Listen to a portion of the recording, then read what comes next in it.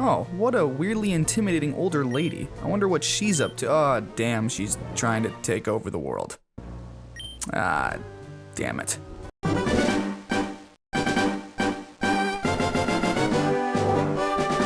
Pokemon Gaia was originally released in 2014. It's a Pokemon FireRed ROM hack developed by Spherical Ice, along with various other contributors. At this point, it's had its latest release in 2018 with version 3.2, which is the version I played. This was actually the first GBA ROM hack I ever completed, with myself often starting playthroughs of many in the past but never getting all the way through them.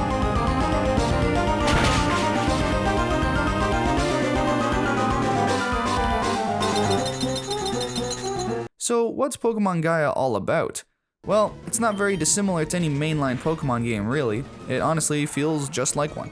There's not many flashy gimmicks here, like new Pokemon or game mechanics. It's really a standard Pokemon GBA game with some modern canon changes sprinkled in throughout.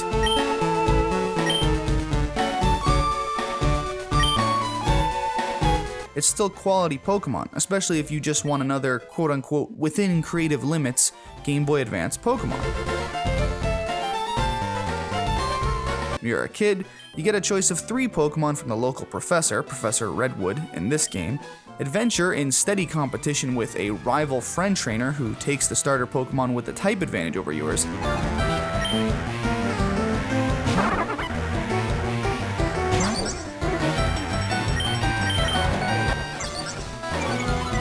collect gym badges through beating challenges and leaders, and eventually resolve a story that has high stakes in the game's universe.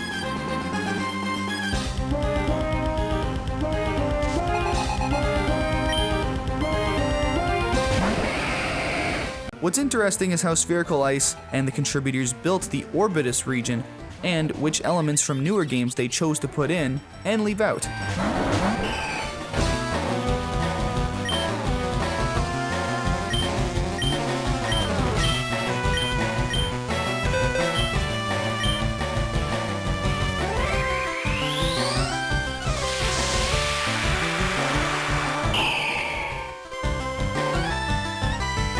There's quality of life improvements, but nothing that radically differentiates it from Pokemon FireRed.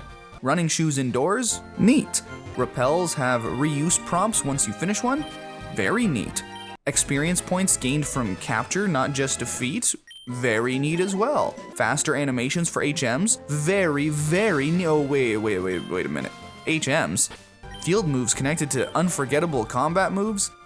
Not very neat, especially since I don't like using a Pokemon just for HMs. Kinda adds to needless tedium. Sure, it's the old HM system, but hey, at least TMs are now reusable. Still, that's neat. There's updated abilities for Pokemon, and it also has updated competitive items like the Assault Vest or Ability Pill. Makes for a higher, more modern level of strategy.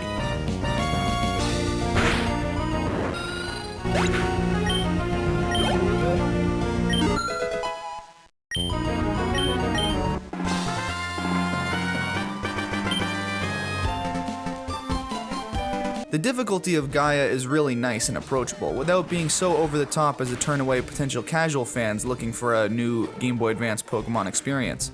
The Orbitus region has Pokemon from Kanto, Johto, Hoenn, Sinnoh, Unova, and Kalos. And yes, the Kalos region, so that means fairy typing too.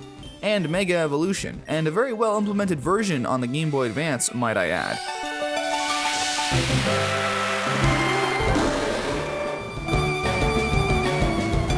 So if you've played either Pokemon X or Y on 3DS, you'll be right at home here. And even if you didn't, the game does a fine job of introducing you to the concepts. Really, these mechanics don't drastically alter the Pokemon experience all that much, they only enhance the core gameplay mechanics. Movesets and new moves are about as up-to-date as Omega Ruby and Alpha Sapphire.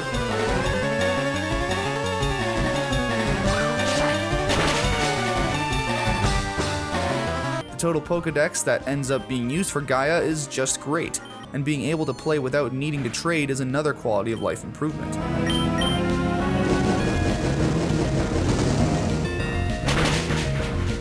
It really left me hoping that there would be a post-game, but it looks like it's still in development as of time of recording.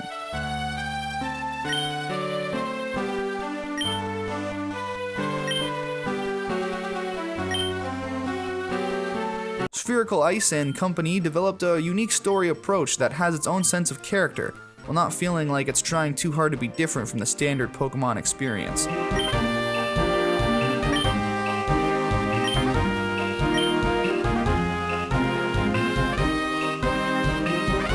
Really, the story is about modernity, and how modernity is always impacting society. There's always going to be groups who want to go back to the quote-unquote old ways, kind of taking for granted how much of the society has been built on modernity already.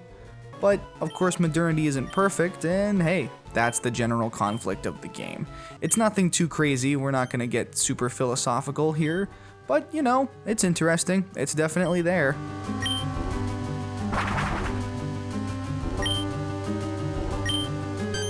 I'm glad that a more simple, yet still fine and interesting story approach was taken here. Some ROM hacks, at least from the few I've seen, can get needlessly crude or over its own head when it comes to producing a story, or especially an ambitious story.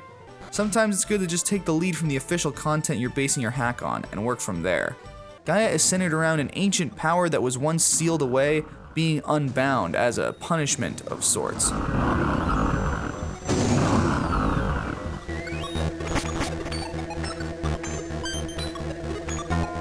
Specifically with the Regi legendary series of Pokemon taking center stage.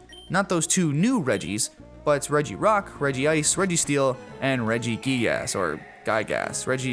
Regigigas?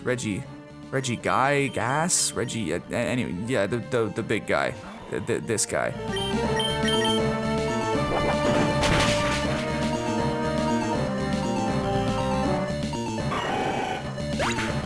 Redwood and various other characters are noticing seismic changes to the world, and it's connected to an antagonistic force trying to tame the Regis. It all blends into the theme of, well, Gaia, the mother spirit titan of the earth, representing the forces of nature. The story is fine, though not thoroughly dynamic. It gets the job done when it comes to keeping the pace of the playthrough, though.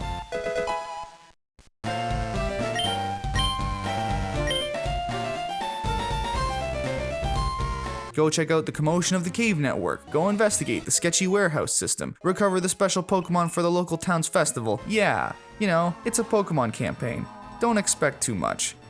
Your rival is interesting. He appears to be dealing with similar issues to recent rivals from the mainline games where they struggle to get over the fact that they can't beat the protagonist in battle. I mean, boy, it does suck to not be the main character of the story, doesn't it? Almost like it's a form of anxiety or depression that we watch them get over as they realize that it's ultimately better to support your friends in their success, rather than be frustrated by one's own losses.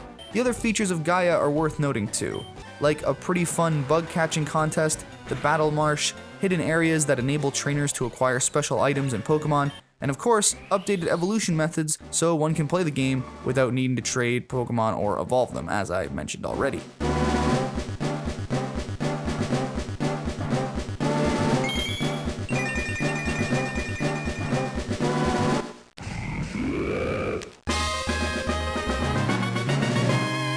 The town maps are also really good. Overall, the region is very well designed. It just feels like everything flows together pretty nicely. Placement of Pokemon centers to Pokemon marts, where the gyms are, it's all done pretty nicely.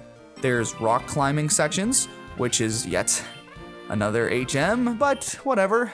Oh, and dive sections too. These moments aren't bad necessarily, I'm just not a fan of how they slow down the pace of the adventure. And again, HM's just my worst nemesis.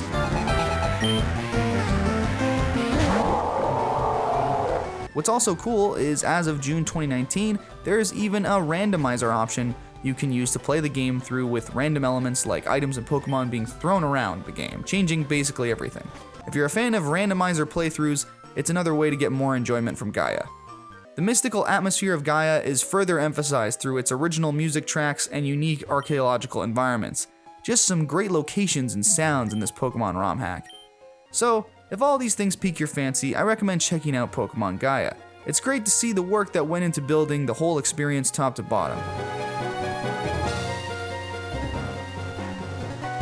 From what Pokemon they chose to include and where, along with the numerous other gameplay tweaks to make the time in the Orbitus region more fun and enjoyable.